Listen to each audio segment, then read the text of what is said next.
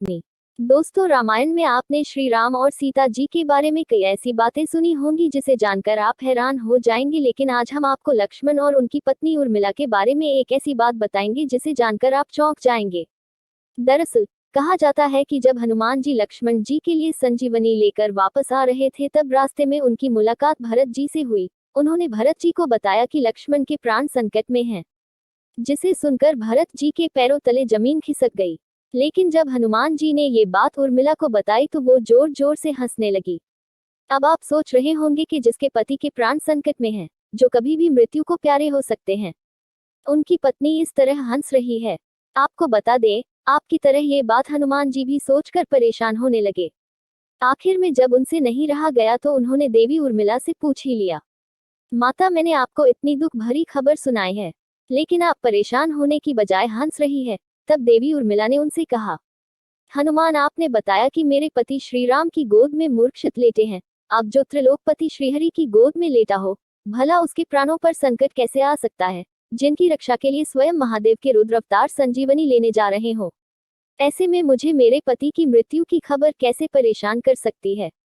जब पूरी सृष्टि ही उनके इशारों पर चलती है, तो आपके संजीवनी ले जाने से पहले सूर्यदेव कैसे निकल सकते हैं।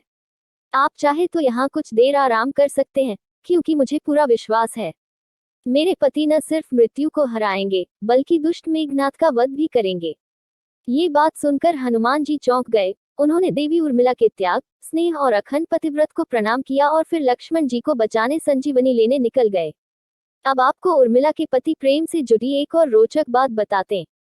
मान्यता है कि जब लक्ष्मण जी प्रभु श्री राम और माता साथी के साथ वनवास जा रहे थे, तब उन्होंने उर्मिला से एक वचन लिया। वचन ये था कि चाहे परिस्थितियां कितनी विपरीत क्यों न हो, चाहे जो संकट आ जाए, आप रोएंगी नहीं। अब आप सोच रहे होंगे कि लक्ष्मण जी ने उनसे ये वचन क्यों मांगा। लक्ष्मण जी का कहना था कि अगर आप विकट परिस्थितियों में रोएंगी तो आप कमजोर पड़ जाएंगी। ऐसे में माँ और परिवार का ध्यान कैसे रख पाएंगी आप। क्या आप जानते हैं, अपने पति को दिए इस वचन को निभाने के लिए उर्मिला न तब रोई जब लक्ष्मण जी वनवास जा रहे थे, और न ही तब रोई जब अयोध्या के राजा दशरथ यानी उनके ससुर जी का स्वर्गवास हुआ था। यहाँ तक कि लक्ष्मण जी के मूर्छित होने की खबर सुनकर भी उनकी आंख में एक आंसू तक नहीं आया था। इतना ही नहीं, लक्ष्मण जी अपना कर्म अच्छे से कर सकें, इसलिए जब तक लक्ष्मण वनवास में रहे तब तक उर्मिला अयोध्या में सोती रही। यानी कि 14 साल तक उर्मिला अपने पति का साथ देने के लिए सोती रही। क्या आप इसके पीछे की वजह जानते हैं? दरअसल वनवास के पहले दिन श्री राम और सीता तो सो गए, लेकिन उनकी सेवा और रक्षा के लिए लक्ष्मण जी रात भर जागते रहे। ये देखकर नींद की देवी लक्ष्मण जी से मिलने गई और उन्हें बताया कि वो जो कर रहे हैं वो प्रकृति के नियम के विरोध है। इस पर लक्ष्मण जी ने उन्हें समझाया और कहा कि वो 14 साल तक के लिए उन्हें अकेला छोड़ दें, यानी कि 14 साल तक उन्हें नींद न आए, ताकि वो अपने भैया और भाभी की सेवा कर पाएं। इस पर निद्रा की देवी ने उन्हें बताया कि ऐसा नहीं हो सकता है, ऐसा करना सृष्टि के नियम से खिलवाड़ करने जैसा होगा। लेकिन लक्ष्मण जी की सेवा भक्ति देखकर उन्होंने उनकी ये बात मान ली और उनसे कहा, मैं 14 वर्षों तक आपके पास नहीं आऊंगी, लेकिन आपके हिस्से की नींद का भार किसी को उठाना पड़ेगा। इस पर लक्ष्मण जी ने कहा, अयोध्या में मेरी पत्नी उर्मिला रहती है, आप उसे जाकर ये बात बताएं। नींद की देवी ने ये सारी घटना उर्मिला को बताई।